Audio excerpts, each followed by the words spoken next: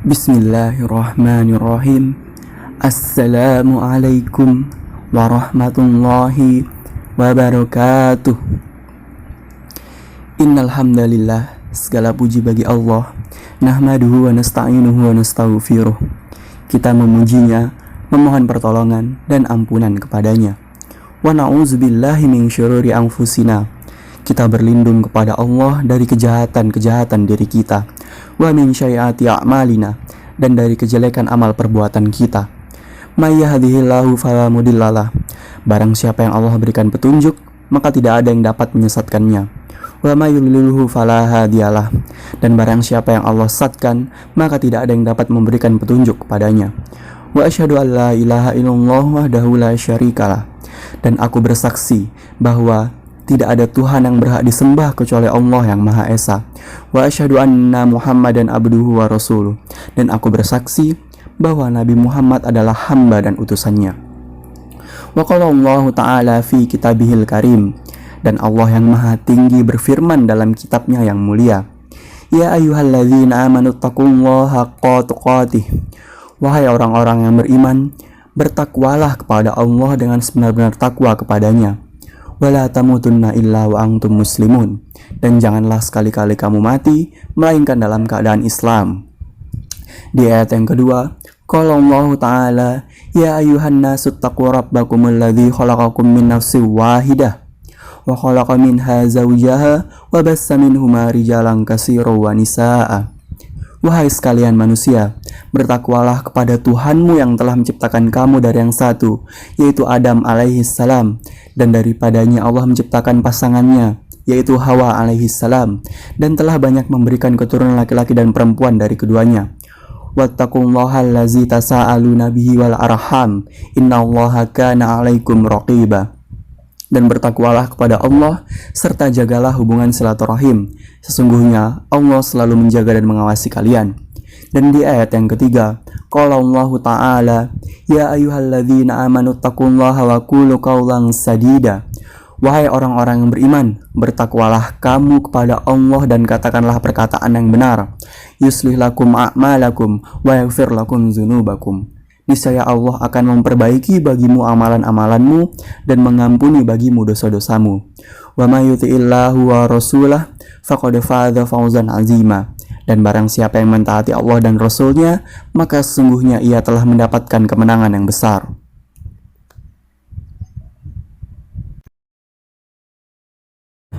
Wahai saudaraku yang dirahmati Allah Subhanahu wa Ta'ala, saat ini kita semua dan bahkan seluruh dunia dibuat geger dan panik oleh virus corona.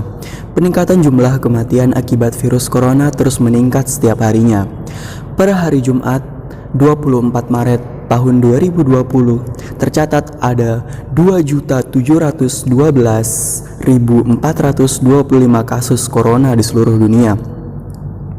Data terbaru menyebutkan virus mematikan ini sudah menyebar hampir di 210 negara di dunia.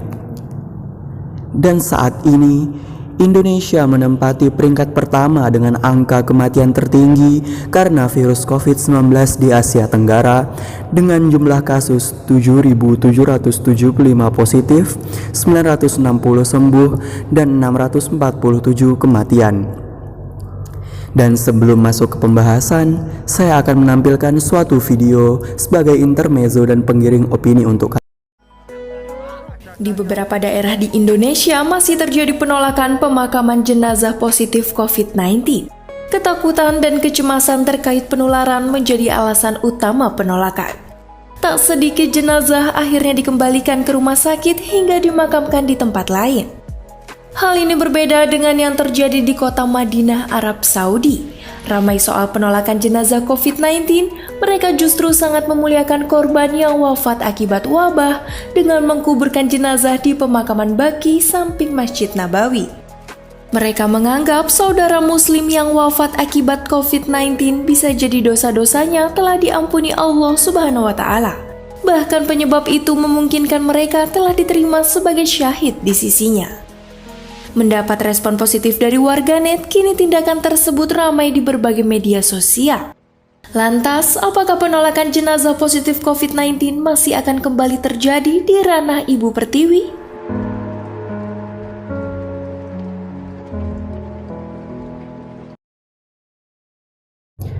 Bagaimanakah pendapat kalian tentang video tersebut? Menanggapi wabah ini, beberapa negara termasuk Indonesia sudah mengambil langkah untuk mencegah penyebaran virus corona. Salah satunya dengan merawat seseorang dengan suspek virus corona di ruang isolasi. Ketika berbicara mengenai karantina wabah dan isolasi, kita dapat mempelajari kilas balik kisah wabah seperti ini di zaman Nabi dan para sahabat. Model karantina atau isolasi terhadap orang yang tengah menderita penyakit menular pernah dianjurkan Rasulullah SAW. Wabah penyakit menular seperti ini pernah terjadi di masa Nabi Muhammad SAW dan juga para sahabat. Atau pada zamannya lebih dikenal dengan sebutan wabah ta'un di masa Umar ibn Khattab. Kisah ini diceritakan secara lengkap dalam hadis Sahih Muslim. Pada masa kekhalifahan Umar ibn Khattab, wabah penyakit ta'un juga pernah menjangkiti negeri Syam. Dalam peristiwa itu, sekitar ribuan orang lebih meninggal per harinya, menggambarkan dengan sangat jelas bagaimana kondisi masyarakat Mesir, Syam, bahkan dunia saat menghadapi wabah ta'un tersebut. Saat itu, baik di Mesir maupun Syam, sebelum wabah, kondisi negara sedang kacau. Di sana-sini banyak kerusakan dan kezaliman, sering terjadi pembegalan dan penyamunan.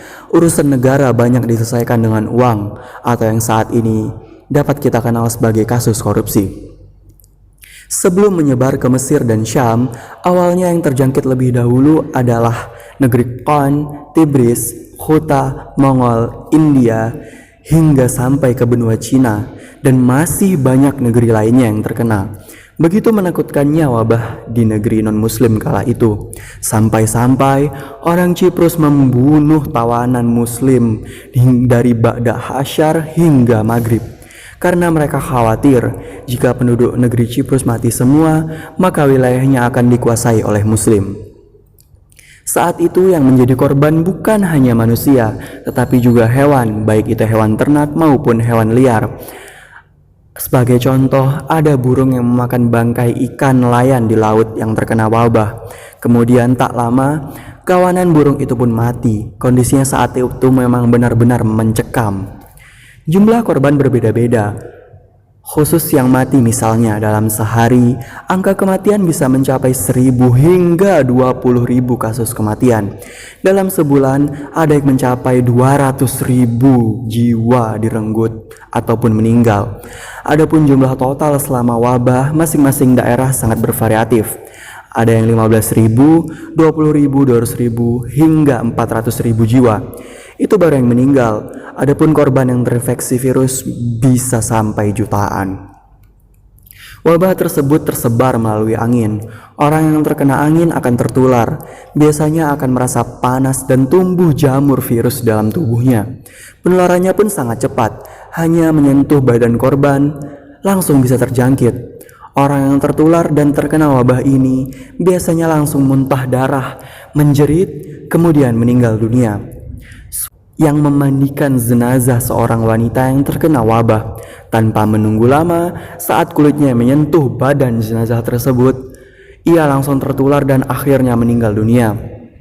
Bahkan digambarkan bahwa orang yang terjangkit wabah ini paling lama hanya bisa bertahan sampai 50 jam. Lebih dari itu mereka akan mati. Selain korban jiwa, banyak kerugian yang mendera, seperti semua barang menjadi mahal, bukan hanya di wilayah Islam, tapi di seluruh dunia. Nilai uang pun menurun drastis. Demikian juga aktivitas kenegaraan lumpuh, banyak sekali pejabat yang meninggal dunia. Bahkan di Mesir banyak masjid yang tutup. Ada pula kabar yang menyebutkan begitu banyaknya mayat dan pada akhirnya diletakkan di masjid, bahkan berserakan di jalan-jalan. Aktivitas ekonomi pun lumpuh, banyak toko yang ditutup, terjadi pula kelangkaan tenaga medis, dan lain sebagainya. Pada situasi wabah seperti ini, ternyata ada juga yang melakukan pencurian dan penjarahan. Dikisahkan ada 6 orang pencuri yang melakukan aksinya di Gaza. Semua harta dalam rumah orang yang terkena wabah mereka ambil, dan pada akhirnya mereka semua mati karena tertular. Pada kasus lain, ada yang menjarah rumah yang penghuninya sudah mati. Mereka mengambil harta sekuat yang mereka mampu, dan pada akhirnya naas, mereka mengalami nasib tragis yang sama. Mereka semua tewas tertular wabah corona, wabah taun pada saat itu.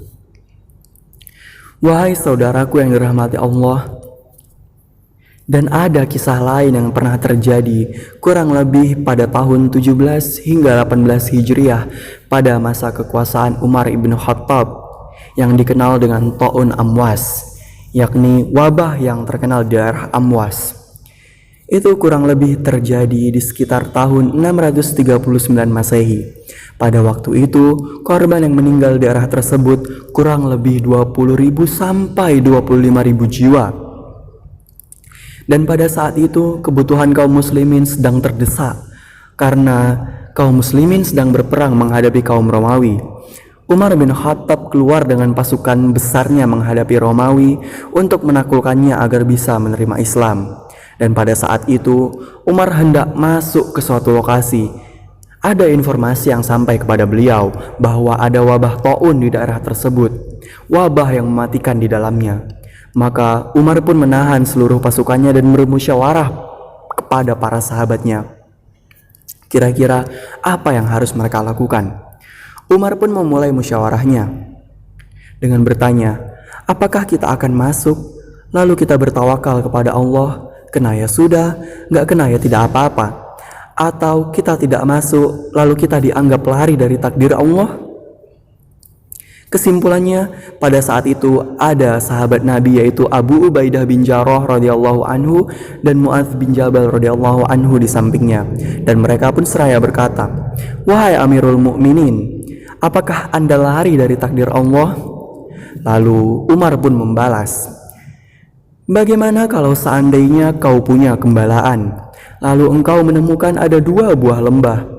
Lembah pertama adalah lembah yang subur serta banyak tanamannya, dan lembah yang kedua adalah lembah tandus, tidak ada tanamannya sama sekali. Lalu kemanakah engkau akan pergi membawa gembalaanmu? Ke tanah tanduskah? Lalu kau katakan tawakal Allah, atau ke tanah yang subur yang banyak tumbuh-tumbuhannya?" Lalu Umar menyambungkan kata-katanya dengan tegas, "Saya tidak akan masuk." Mendengar hal itu, Abu Ubaidah pun tetap ngotot masuk bersama Mu'adz dan pada akhirnya terbunuh karena wabah tersebut. Dan setelah kedua sahabat ini masuk, ternyata ada lagi satu sahabat yang masyhur namanya, yaitu Abdurrahman bin Auf, datang menghampirinya dan mengatakan, "Wahai Amirul Mukminin, saya punya berita dari Rasulullah bahwasannya Nabi bersabda, jika ada wabah taun di suatu lokasi, jangan kalian masuk. Dan kalau kalian sudah di dalam, maka jangan kalian keluar." Maka Umar pun merasa lega dan berkata, "Segala puji bagi Allah yang telah..."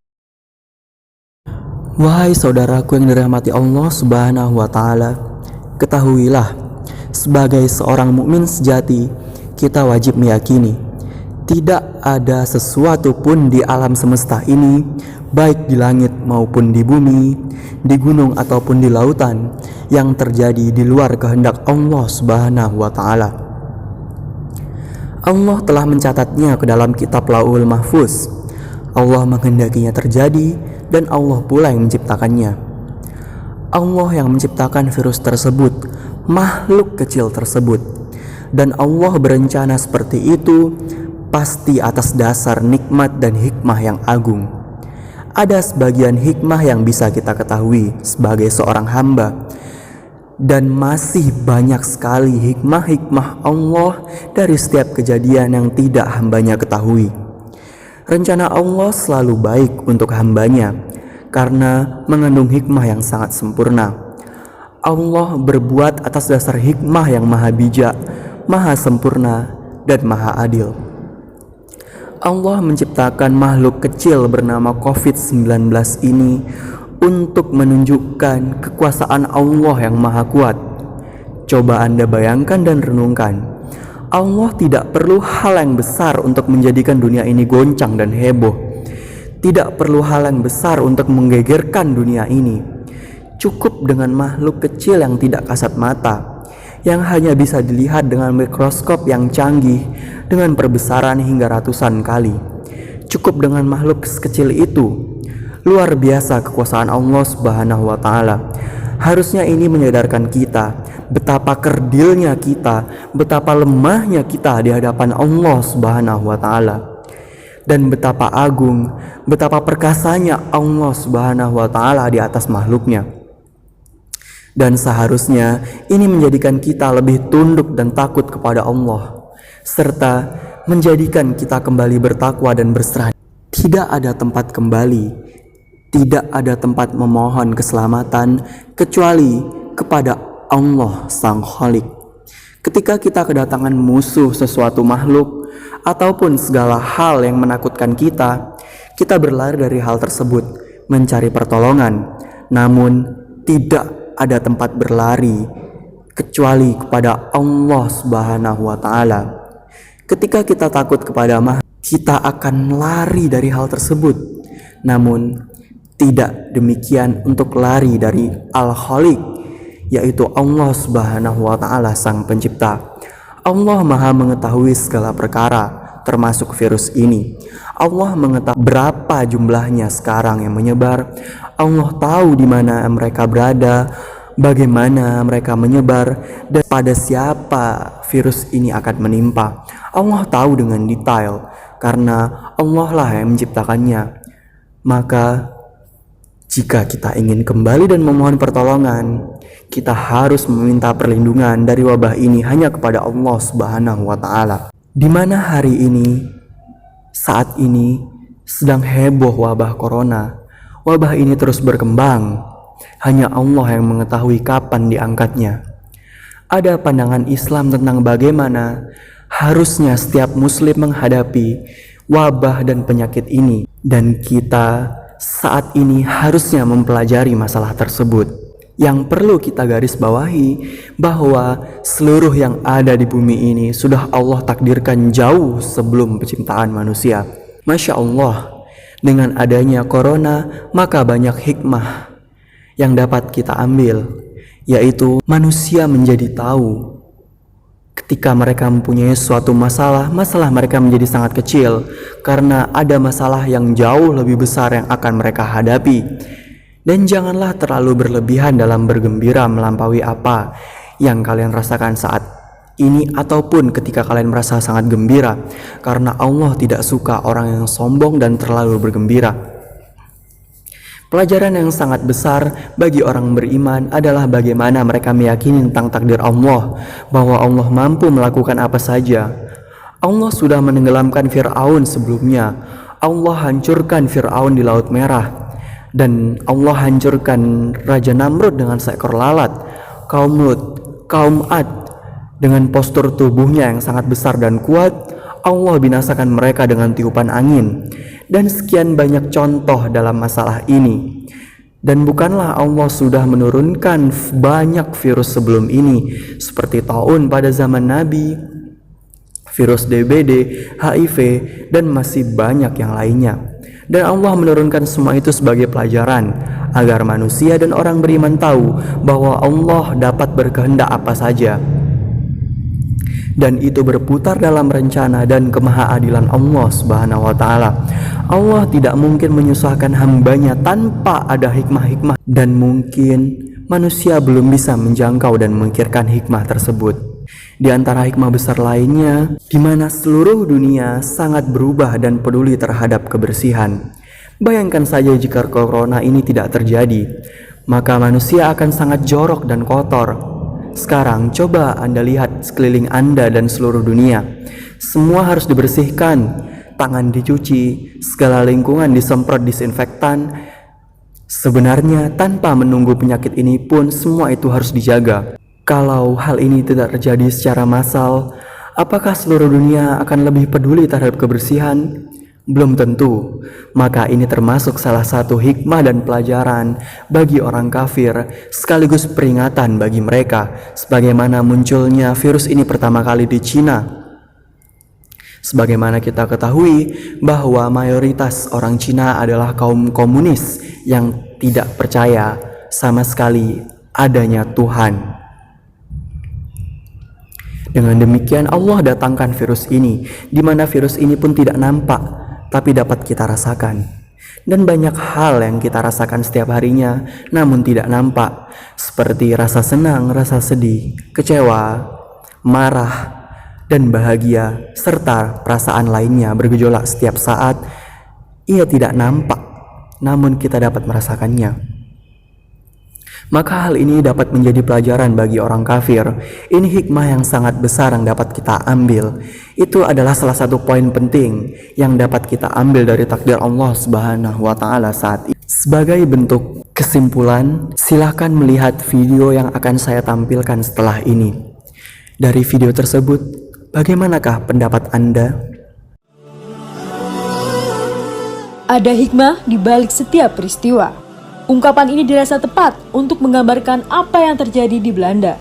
Selama masa lockdown di tengah pandemi COVID-19, ada fenomena menarik di negeri kincir angin. Didominasi masyarakat Kristiani, namun dari sensus terakhir lebih dari separuh warga Belanda mengaku tidak berafiliasi dengan agama apapun. Kini, Belanda marak memperkenalkan simbol-simbol Islami di ruang publik. Pertama, masjid diperbolehkan mengeraskan suara azannya. Sebelum corona memang sudah ada masjid yang azannya dikeraskan dalam 5 waktu, seperti Masjid Agung Utrecht dan Masjid Biru di Amsterdam. Tapi saat ini lebih banyak lagi masjid di beberapa kota lain yang mengeraskan azan. Kedua, kutipan ayat Al-Quran di halte-halte bus di Amsterdam sebagai bentuk ucapan terima kasih kepada para tenaga medis yang berada di garis depan. Poster tersebut merupakan kutipan surat Al-Maidah ayat 32 yang artinya, dan barang siapa yang memelihara kehidupan seorang manusia, maka seolah-olah dia telah memelihara kehidupan manusia semuanya. Ketiga, stasiun TV nasional Belanda NPO menayangkan siaran langsung dari Masjid At-Taqwa Belanda. Selain itu, diperdengarkan surat Al-Baqarah dan surat Ar-Rahman beserta artinya. Dilanjutkan dengan khutbah singkat dari seorang ulama dan ustazah muda. Ini pertama kalinya Al-Quran diperdengarkan dalam siaran TV. Gambar tersebut diunggah akun Twitter @rihandaulah dan mendapat beragam komentar dari warganet. Jika melihat dengan kacamata berbeda, COVID-19 tidak selalu berkaitan dengan kisah kesedihan, kekalutan, atau kegambangan. Di baliknya terbesit harapan besar tentang kesembuhan, persatuan, dan kisah yang sama sekali tak pernah terbayangkan sebelumnya. Nampaknya tugas kita hanya sederhana, yaitu berbuat baik sebab semua manusia bersaudara. Jikapun tidak bersaudara dalam keimanan atau ukhuwah Islamiyah, maka kita bersaudara sebagai sesama manusia atau ukhuwah basyariyah.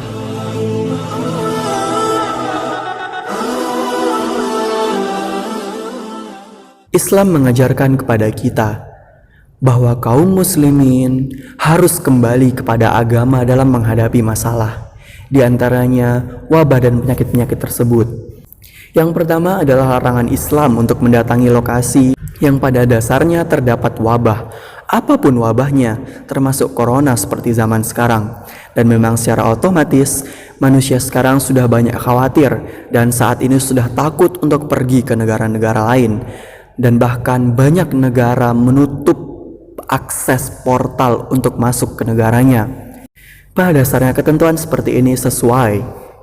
Dari Usamah bin Zaid radhiyallahu anhu, Rasulullah shallallahu alaihi wasallam bersabda, "Apabila kalian mendengar wabah taun melanda suatu negeri, maka janganlah kalian memasukinya. Adapun apabila penyakit itu melanda suatu negeri sedang kalian berada di dalamnya, maka janganlah kalian keluar dari negeri tersebut." Muttafaqun alaih. Oleh karena itu, isolasi ini sangat positif, yang artinya kita tidak dapat masuk ke suatu tempat atau bahkan kita menahan dulu orang lain untuk tidak sembarangan masuk ke tempat kita. Bagian yang sangat positif sebagai salah satu contoh besar lagi tentang hal seperti ini, yaitu kenapa Arab Saudi tidak mengizinkan umroh. Sebelum itu kita harus berpikir dan merenung. Jika kita renungkan, Ka'bah sering dipegang oleh banyak orang muslim di dunia. Dan corona ini dapat menyebar dari tangan ke tangan. Maka kalau umroh ini dibuka, bukan cuma bahaya bagi penduduk Saudi, tetapi juga berbahaya bagi penduduk kaum muslimin di seluruh dunia. Berapa juta kaum muslimin yang tawaf setiap harinya di Ka'bah, dan akan berapa banyak tersebar penyakit ini. Maka lebih baik Ka'bah ini pun ditutup. Dan penutupan umroh haji ini bukan baru sekarang. Dalam sejarah Islam, beberapa kali umroh dan haji juga ditutup demi kemaslahatan semuanya. Dan ini juga sesuai dalam syariat kita. Wahai saudaraku yang dirahmati Allah Subhanahu wa Ta'ala, di antara salah satu ikhtiar kita dalam melindungi diri yaitu dengan memperbanyak doa. Di antaranya doa selamat.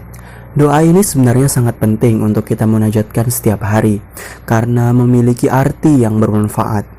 Allahumma inna nas'aluka salamatan fid din. Ya Allah, sungguhnya kami memohon kepadamu keselamatan ketika beragama, wa afiatan fil jazat, wa ziyadatan fil ilmi, kesehatan badan, limpahan ilmu, wa barakatan fil rizki, wa taubatan qoblal maut, keberkahan rizki, taubat sebelum datangnya maut, wa rahmatan indal maut, wa maghfiratan ba'dal maut, rahmat pada saat datangnya maut dan ampunan datangnya maut. Allahumma hawin alaina fi syakaratil maut wa najada minan nari walafa indal hisab. Ya Allah, mudahkanlah kami dalam menghadapi sakaratul maut.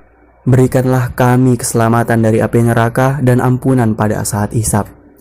Dan juga doa pada zikir pagi dan petang yang biasa kita baca.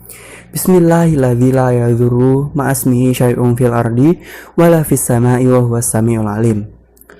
Rasulullah SAW bersabda, barang siapa yang mengucapkan zikir tersebut sebanyak 3 kali di pagi hari, 3 kali di petang hari, maka tidak akan ada bahaya yang tiba-tiba memudaratkannya. Hadis riwayat Abu Daud dan At-Tirmizi. Dan sebagaimana penutup ceramah kali ini, ada beberapa aktivitas penting di bulan Ramadan yang sangat saya rekomendasikan. Walaupun terlihat sepele, namun perlu untuk kita jaga karena faedahnya yang sangat luar biasa. Diawali dengan bangun tidur dan segera berwudu. Tujuannya agar terlepas dari ikatan syaitan. Sebagaimana sabda Rasulullah SAW, setan mengikat tengkuk kepala seorang di antara kalian ketika sedang tidur dengan 3 ikatan. Pada setiap ikatannya ia mengatakan, malammu masih panjang, teruslah tidur. Maka jika orang tersebut bangun, kemudian ia berzikir kepada Allah dan berdoa, terbukalah 1 ikatan. Kemudian jika ia berwudu, terbukalah 1 ikatan lagi. Kemudian jika ia sholat, maka terbukalah seluruh ikatannya. Hadis riwayat Bukhari dan Muslim. Kemudian lakukanlah sholat tahajud walaupun hanya 2 rakaat. Lalu menutup dengan sholat witir jika belum melakukan sholat witir pada sholat tarawih. Karena ketika waktu sahur masih masuk ke dalam 1/3 malam yang terakhir, maka sangat dianjurkan untuk melaksanakan sholat tahajud. Dari Abu Hurairah radhiyallahu anhu, Nabi SAW bersabda, jika salah seorang di antara kalian bangun malam, maka bukalah sholat malamnya dengan 2 rakaat yang ringan. Hadis riwayat Muslim. Setelah sholat tahajud, berdoalah sesuai dengan hajat yang diinginkan, karena 1/3 malam yang terakhir adalah waktu terkabulnya doa. Sebagaimana dari Abu Hurairah radhiyallahu anhu, Nabi SAW bersabda, Allah tabaraka wa ta'ala turun ke langit dunia pada setiap malamnya hingga tersisa 1/3 malam yang terakhir. Allah berfirman, siapa yang berdoa kepadaku akan kukabulkan, siapa yang meminta kepadaku akan kuberi, dan siapa yang minta ampunan kepadaku akan aku ampuni. Hadis riwayat Bukhari dan Muslim. Kemudian melakukan persiapan untuk makan sahur, lalu menyantap. Ingatlah, dalam makanan sahur terdapat keberkahan. Rasulullah SAW bersabda, makan sahur adalah makan penuh berkah. Janganlah kalian meninggalkannya walaupun dengan seteguk air, karena Allah dan malaikatnya bersalawat kepada orang yang makan sahur. Hadis riwayat Ahmad. Perlu diketahui bahwa waktu akhir makan sahur adalah ketika azan subuh berkumandang, sebagaimana yang terdapat dalam firman Allah Subhanahu wa Ta'ala dalam Quran surat Al-Baqarah ayat 187 yang berarti, makan dan minumlah hingga terang bagimu benang putih dan benang hitam, yaitu fajar. Kemudian sempurnakanlah puasa itu sampai datangnya malam. Sambil menunggu subuh, perbanyaklah istighfar dan sempatkan membaca Al-Quran. Wajib bagi yang berpuasa menahan diri dari makan dan minum serta pembatal puasa lainnya, mulai dari terbit fajar hingga tenggelamnya matahari. Sebelum melaksanakan sholat subuh, hendaknya kita melaksanakan sholat sunnah fajar 2 rakaat terlebih dahulu, karena sholat sunnah fajar mempunyai faedah yang sangat besar. Dari Aisyah radhiyallahu anha, ia menyatakan, 2 rakaat sholat sunnah fajar lebih baik daripada dunia dan seisinya. Hadis riwayat Muslim. Melaksanakan sholat subuh berjamaah di masjid bagi laki-laki dan berusaha mendapatkan takbir pertama bersama imam di masjid. Sedangkan sholat terbaik bagi wanita adalah di rumah, dan yang paling utama ada dalam kamarnya. Tetapi, tidak mengapa jika seorang wanita ingin sholat di masjid, namun sholat di kamarnya masing-masing lebih afdol. Sebagaimana yang disabdakan dari Ummu Salamah radhiyallahu anha, Rasulullah SAW bersabda, sebaik-baik masjid bagi para wanita adalah di bagian dalam rumah mereka. Hadis riwayat Ahmad.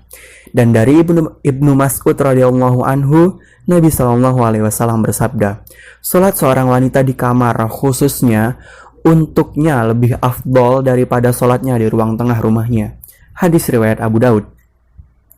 Setelah melaksanakan sholat sunnah fajar, hendaknya kita menyibukkan diri dengan berdoa dan bermunajat kepada Allah. Ingatlah bahwa doa di antara azan dan iqamah adalah doa yang terkabul dan terijabah. Setelah sholat subuh, alangkah lebih baiknya kita berdiam diri di masjid untuk berzikir, seperti membaca zikir pagi, membaca Al-Quran dengan tujuan menghatamkannya, atau mendengarkan majelis ilmu hingga matahari meninggi, kira-kira 15 menit setelah matahari terbit. Zikir pagi mempunyai banyak sekali keutamaan. Sebagai contoh, bacaan 3 qul. Siapa yang tidak mengenal bacaan 3 qul? Kita semua pasti mengetahuinya. Rasulullah SAW bersabda, siapa yang mengucapkan 3 qul masing-masing 3 kali ketika pagi dan petang, maka segala sesuatu akan dicukupkan untuknya. Dan kemudian ada keutamaan yang luar biasa ketika kita membaca ayat kursi di pagi hari, sebagaimana yang disabdakan Rasulullah SAW. Barang siapa yang membacanya, ayat kursi ketika petang, maka ia akan dilindungi oleh Allah dari berbagai gangguan hingga pagi. Dan barang siapa yang membacanya ketika pagi, maka ia akan dilindungi hingga petang. Hadis riwayat Al-Hakim. Dan ketika matahari naik hingga jam tujuan, kita dapat melakukan sholat sunnah duha minimal 2 rakaat. Sebagaimana sabda Nabi, Rasulullah SAW bersabda, manusia memiliki 360 persendian. Setiap persendian itu memiliki kewajiban untuk bersedekah. Para sahabat pun mengatakan, lalu siapa yang mampu bersedekah dengan seluruh persendiannya, wahai Rasulullah? Nabi SAW lantas mengatakan, menanam bekas ludah di masjid atau menyingkirkan gangguan dari jalanan. Jika engkau tidak mampu melakukan seperti itu, maka cukup lakukan sholat duha 2 rakaat. Hadis riwayat Ahmad. Kemudian kita bisa memperbanyak sedekah di bulan Ramadan, memperbanyak membaca Al-Quran, dan bahkan berusaha untuk menghatamkannya di bulan Ramadan. Tetap beraktivitas dan bekerja seperti biasanya, dan hindari terlalu banyak tidur.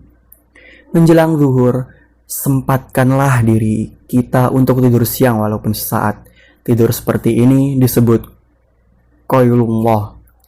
Dalil yang menganjurkan tidur qailullah siang hari adalah hadis dari Anas radhiyallahu anhu. Nabi SAW bersabda, tidurlah qailullah karena setan tidaklah mengambil tidur siang. Hadis riwayat Abu Nuaim dalam silsilah al-hadis as-sahihah.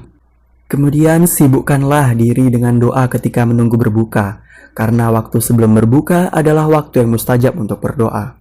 Dan jangan lupa sekaligus membaca zikir petangnya. Nabi SAW bersabda, ada 3 doa yang tidak tertolak. Doanya orang yang berpuasa ketika berbuka, doanya pemimpin yang adil, dan doanya orang yang terzolimi. Hadis riwayat Tirmidzi. Syekh Muhammad bin Shalih Al-Utsaimin menjelaskan bahwa asalnya waktu mustajab adalah sebelum berbuka puasa atau menjelang berbuka puasa, karena inilah keadaan seorang hamba masih berpuasa. Badan mungkin ada sedikit lemah dan butuh makan serta butuh dengan robnya. Akan tetapi ada hadis lain yang mengatakan bahwa boleh ketika setelah berbuka, sehingga bisa saja doa tersebut adalah setelah berbuka. Mungkin itu saja yang dapat saya sampaikan. Mohon maaf apabila ada kesalahan. Dan semoga kita semua diberikan kesehatan oleh Allah hingga Ramadan berakhir dan wabah ini pun segera Allah angkat.